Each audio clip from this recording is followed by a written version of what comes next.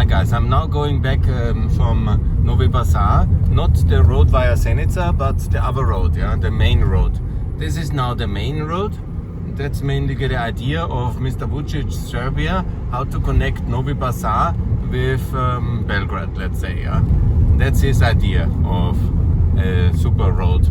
That's his autoput, Vučić autoput. The rule is, when you are a Muslim and the region is not voting for Mr. Vučić Serb extremist party, which I'm also guilty to bring in the EPP back then. Yeah, so my guilt is catching me 20 years later, because now this is the autoput for Muslims, and over there in the north, where the real Serbs live, in Usice, the partisans, and all the people who vote for Mr. Vučić, then they get real highways. And here they have this kind of roads on which I am allowed now to drive back to Usice, and I'm looking already forward to posting my opinions about the infrastructure in this beautiful country, because it's really not so good. But I know it from Montenegro. That was always the case in the past, and here we are stuck in the past. The south of Serbia gets very little from Mr. Vučić.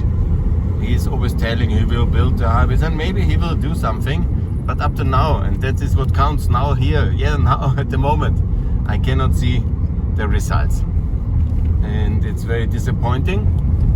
And as much as I love Novi Pazar and Sjenica, they are wonderful people, wonderful, nice people, and they are very good people, and they are under the yoke of Vučić, and they get nothing because of their religion, because this is how you treat the Muslims in Serbia of Mr. Vučić, in the hope that they then all emigrate and don't vote. So once they're all gone, then whatever, they will build a natural park here or something like this. Nothing against natural parks, that's very good. They have a lot here, and they can then extend it, and no disturbing voters will disturb the few people from Belgrade who from time to time come then on super highways when they go to the coast in 20 years, when this will be finished. That's not the scenario I like, but that's not an unrealistic scenario. That's the children playing on the ground here. That's also their playground, because the street is basically also the playground. It's the only asphalted place. Here is abject poverty, and you see I have to be very careful because that's also a village. I'm driving very carefully obviously, but I show you the reality how it is in Mr. Vučić care for South Serbia. For the Sandzak, he has this kind of offer, because they were with Austria in the past, that he cannot forgive.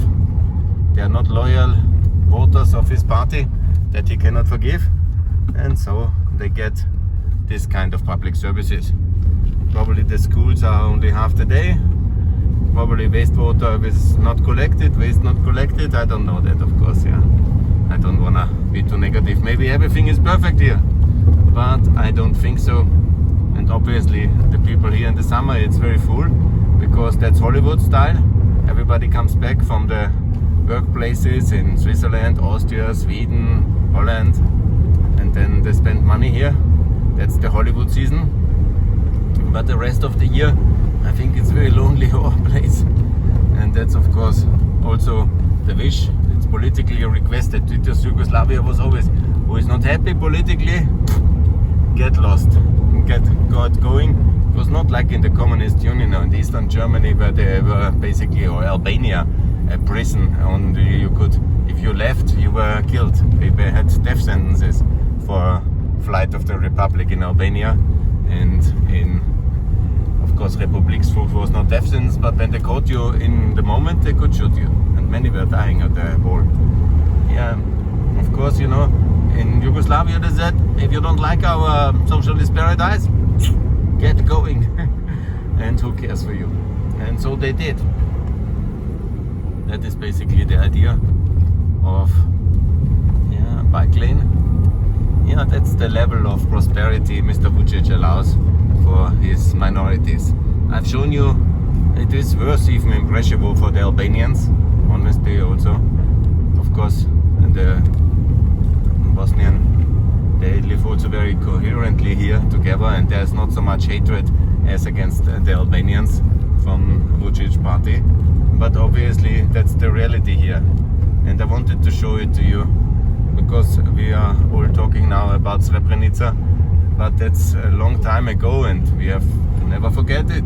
I agree, but that's a long time ago and we cannot change it anymore. You know, it was the mistake of the Dutch, it was the irresponsibility of the French, it was the weak leadership for many years of the Americans and the Germans, and we watched the Bosnian Serbs to siege the poor people of Gorazde and of Visegrad and of Srebrenica, and then we let it happen that while under our watch these people were killed.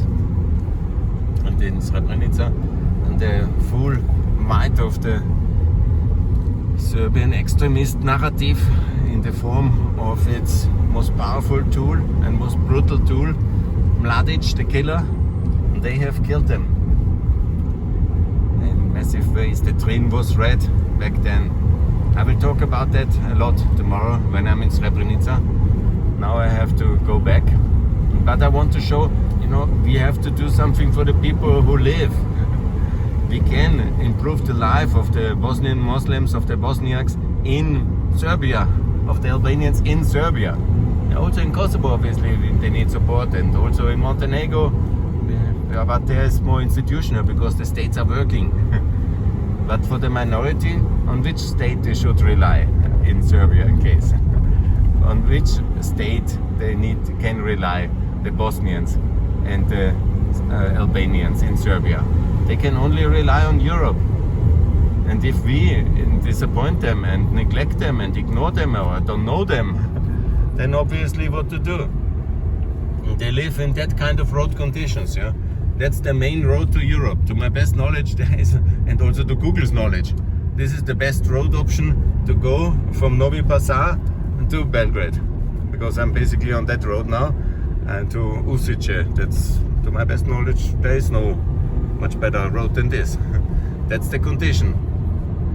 Yeah, it's a bit the sun. Maybe there's a better road, but I don't know. This is the road, that second road I try. And according to Google, it's the fastest to go back to Usice, and then north I will do another crossing, so that I hope they will let me pass again. And to my friends in the BIA, in the ex-UDBA, guys, thanks for letting me in. Very good, very good, very good. I'm trying now to manage this while podcasting. It's heavy driving here, and I will have to stop sooner or later.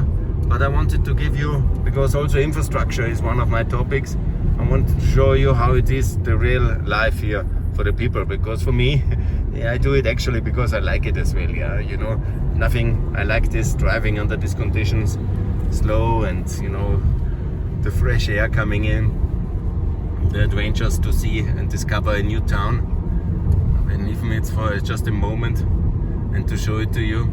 I like that activity, but you know, the people here, they're really living here. It's not for them pleasure to go. They have to go from time to time to Belgrade or to another big town, to the hospital or to university, to meet friends, to do business, to meet somebody in the central administration or whatever, for cultural activities, sports activities. Yeah, you know, everybody has to go from time to time in the capital for something.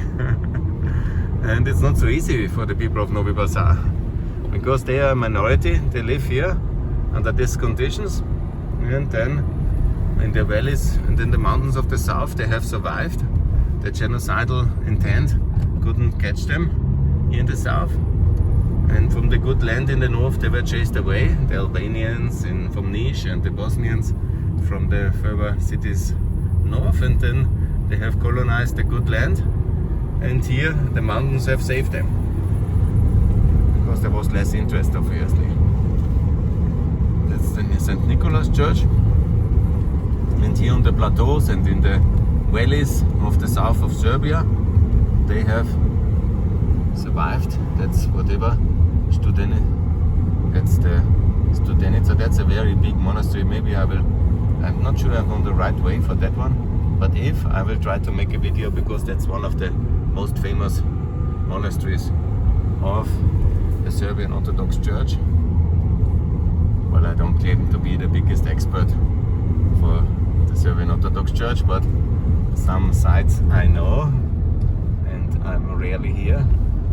So very good. There was a snake, and I'm trying to drive up to these mountains and discovering south of Serbia, calling for European Sandzak. I will tweet only tomorrow after I'm back. And here I'm in this lane for wow, it's working. Second gear, uphill. It's another big mountain I have to cross. These mountains are the reasons why the Muslims have survived. Yeah? It is the same why the Albanians survived in Albania. Yeah, because the big mountains, they were difficult for many, even for the Turks for 50 years to cross and to project power into the Albanian plains.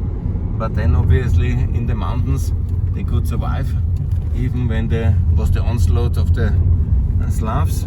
So the Albanians survived in Albania, protected by the big Albanian mountain ranges, and the Bosnian Muslims here in these areas, in the Sandzak, and they could survive because there was, of course, geography-wide very difficult to reach, and it was only then reached in 1912 when the Serbian army fell in the back of the Bulgarians and conquered Kosovo, Macedonia, and the Sandzak, and then, first time ever, Montenegro and Serbia had a common land border.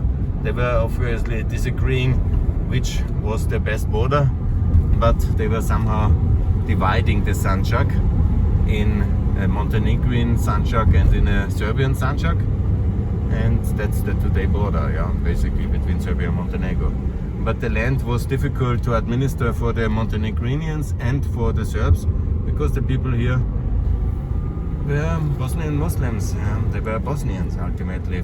There was not so. The Sandzak of Novi Pazar was part of the region of Bosnia. It was for the Atme. It was the link to Bosnia. It was the land bridge to Bosnia for the Ottomans, for the Turks. And I don't like to call them Turks because they are not Turks. There were also Turks living, but ethnically to call them Turks is very negative. Yeah? You shouldn't do that, because that's the Mladic language. That's the Serb nationalists. They always called the people Serbs. Yeah, also the Turks. They were Bosniaks, Muslim Slavs, and then the Mladic, when he entered Srebrenica, he called them, I came here to kill the Turks. That's what he did. Yeah, that's the tragedy of the old place I will now visit. And I'm going there now, and I will see if they accept me still in the middle of the night when I arrive. I think I have to give them some kind of bakshish, because I will arrive very late. But this road is good, I can drive them in the night as well. It's a good Balkan road. And now I will make sure, if I pass Studenica, I will make a stop, because it's amazing. I'm sure it's one of the, but I'm not sure this is the road, the correct road. Let's see for that. More to come here from Paxa Ljubljana on the road north back to Bosnia. Thanks a lot for watching. Best regards, bye.